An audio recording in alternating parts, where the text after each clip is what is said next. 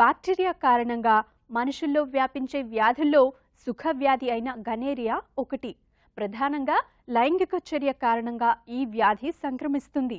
క్రీస్తు పూర్వం నుండే ఉన్న ఈ వ్యాధిని పూర్తిగా నిర్మూలించడం ఇప్పటికీ సాధ్యం కాలేదు. సూక్ష్మ క్రిములు శరీరంలో ఎక్కువ కాలం ఉండి ఇతర అవయవాలను సైతం దెబ్బతీసే అవకాశం ఉన్న వ్యాధి ఇది. గనేరియా వ్యాధి కారణాలు, చికిత్స, నివారణ తదితర అంశాలను ఇప్పుడు తెలుసుకుందాం.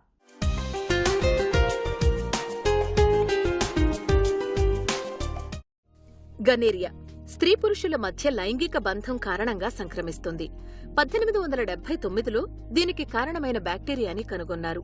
తరువాత 1946లో పెన్సిలిన్ ని కనుగొన్నాక దాన్ని గనేరియాకు విరుగుడుగా విస్తృతంగా వాడారు.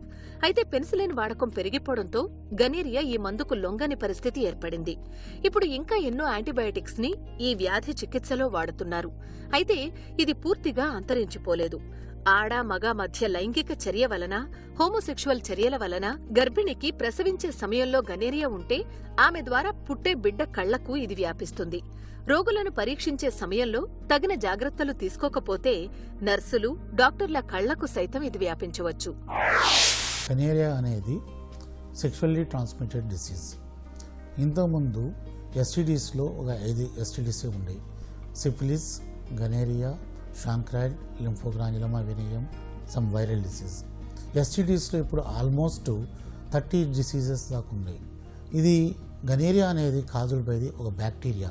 ఈ బ్యాక్టీరియా వలన ఎన్నో సిమ్టమ్స్ ఉంటాయి. ఎప్పుడైతే గనేరియా ఉన్న పేషెంట్తో సెక్స్ చేస్తారో, ఓరల్ సెక్స్ కానీ, జెనైటల్ సెక్స్ కానీ, యానల్ సెక్స్ కానీ, ఇది చేసినప్పుడు అవతలి వ్యక్తికి గనేరియా ఉండున్నట్లయితే వీళ్ళకి వచ్చే అవకాశం ఉంటుంది. ఈ గనేరియా వచ్చిన తర్వాత కాంప్లికేషన్స్ చాలా ఉంటాయి. గనేరియా ఒకసారి స్ప్రెడ్ అయిన తర్వాత ఈ లోపలికి స్ప్రెడ్ అవుతూ పోతుంటుంది. ఎంటర్ అయిన తర్వాత యురెత్రా అని ఉంటుంది, అంటే మూత్రం పోసే నాళాన్ని యురెత్రా అంటారు. మేల్స్లో అది పైకి పోతూ ప్రాస్టేట్ ఉంటుంది. ప్రాస్టేట్ నుంచి స్ప్రెడ్ అయ్యి సెమైనల్ వెసికిల్స్, వాసా ఎపిడైడమైటిస్, టెస్టిస్ దాకా గనేరియా స్ప్రెడ్ అయ్యే అవకాశం ఉంటుంది. ఈ లేడీస్లో యూజువల్గా గనేరియా అనేది గర్భసంచికి మూతి సర్వీక్స్ని బాగా ఎఫెక్ట్ చేస్తుంది. అది అక్కడి నుంచి పైకి స్ప్రెడ్ అయ్యి ఫాలోపియన్ ట్యూబ్స్ అంటారు, గర్భసంచి యొక్క పక్కన ట్యూబ్స్, అటు నుంచి ఫెమిరియల్ ఎండ్స్ అంటారు. వీటన్నిటి మీద ఈ గనేరియా ఎఫెక్ట్ చేసే ప్రభావం ఉంటుంది. ఒక్కొక్కసారి ఈ గనేరియా ఇంకా స్ప్రెడ్ అయ్యి ఆ ట్యూబ్స్ ద్వారా బయటికి పోయి కడుపులో కూడా స్ప్రెడ్ అయ్యి పెరిటోనైటిస్ కూడా డెవలప్ అయ్యే అవకాశం ఉంటుంది. వ్యాధి ఉన్నవారితో లైంగిక చర్య జరిపిన 2 నుంచి 5 రోజుల్లో దీని లక్షణాలు బయటపడతాయి. కొందరిలో మరింత ఆలస్యం జరగొచ్చు. స్త్రీ పురుషుల్లో వ్యాధి లక్షణాలు వేర్వేరుగా ఉంటాయి. మగవారిలో మూత్ర విసర్జనలో నొప్పి, కొద్దిగా జ్వరం, మూత్రం దారి సన్నబడటం, ఒక మోకాల్లో చీము చేరి నొప్పి కలగడం, ఇంకా పురుషావయవానికి సంబంధించిన ఇతర సమస్యలు ఉంటాయి. ఆడవారిలో అయితే మూత్ర విసర్జనలో నొప్పి, మంట, పొత్తికడుపులో నొప్పి, గర్భాశయం చుట్టూ ఇన్ఫెక్షన్ తదితర సమస్యలుంటాయి. అయితే ఇప్పటికైనా వ్యాధి కనిపించిన వెంటనే వైద్యుని సంప్రదించి తగిన చికిత్స తీసుకుంటే సూక్ష్మక్రిమి అంతరించిపోయి ఇతర అనారోగ్య సమస్యలు రాకుండా ఉంటాయి. గనేరియా వచ్చిన తర్వాత డయాగ్నోసిస్ ఈజీ, బై సిమ్టమ్స్ బట్టి కూడా డయాగ్నోస్ చేయొచ్చు. లేదంటే ఆ పసు వచ్చిన పసుని టెస్ట్ చేసి దాంట్లో గొనోకాకై కనపడతాయి మైక్రోస్కోప్లో. దానికి ట్రీట్మెంట్ ఇచ్చినట్లయితే కంప్లీట్గా గనేరియా క్యూర్ అయ్యే అవకాశం ఉంది. ఎప్పుడైతే గనేరియా వచ్చింది అనుకుంటామో along with gonorrhoea some chlamydial infections కానీ వేరే ఇన్ఫెక్షన్స్ కంబైన్లో వచ్చే అవకాశం ఉంటుంది. గనేరియాకు ట్రీట్మెంట్ ఇచ్చిన తర్వాత 3 డేస్ నుంచి 3 డేస్ తర్వాత వేరే క్లామిడియల్ ఇన్ఫెక్షన్స్ కానీ కామన్ ఆర్గానిజమ్స్ కానీ ట్రీట్మెంట్ ఇవ్వాల్సిన అవసరం ఎంతైనా ఉంటుంది. ఈ గనేరియా ఉన్నప్పుడు HIV spread chances 10 to 20 times more అవుతుంది. సో గనేరియా ఉన్న వాళ్ళు ఇమీడియట్గా ట్రీట్ చేసుకోవడం వలన హెచ్ఐవి ట్రాన్స్మిషన్ రేటు కూడా తగ్గించే అవకాశం ఉంటుంది. గనేరియాకి సెప్ట్రియాక్సోన్ అనే ఇంజెక్షన్స్, ఒక ఇంజెక్షన్ ఇస్తే కంప్లీట్ గనేరియా క్యూర్ అయిపోతుంది. దానివల్ల కంబైన్డ్ ఇన్ఫెక్షన్స్ మళ్ళీ ఉండే అవకాశం ఉంటుంది.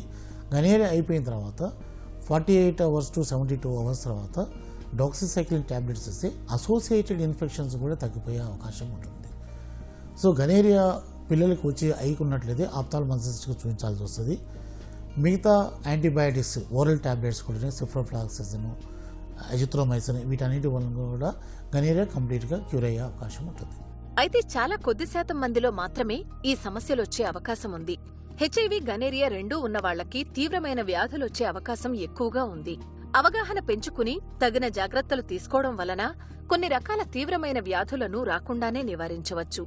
గనీరియాని అలాంటి వ్యాధిగానే చెప్పుకోవచ్చు. అపరిచిత వ్యక్తులతో ఎక్కువ మందితో లైంగిక సంబంధాలు పెట్టుకోకుండా ఉండడం, అలాంటి పరిస్థితుల్లో వ్యాధి నిరోధకత కోసం తగిన చర్యలు తీసుకోవడం, లైంగిక చర్య అయిన వెంటనే జననేంద్రియాలను శుభ్రం చేసుకోవడం లాంటి జాగ్రత్తలు తీసుకుంటే దీన్ని నివారించే అవకాశముంది. వ్యాధికి గురైన వారు చికిత్సతో పాటు వైద్యుడు చెప్పే సలహాలు, సూచనలను తప్పకుండా పాటించాలి.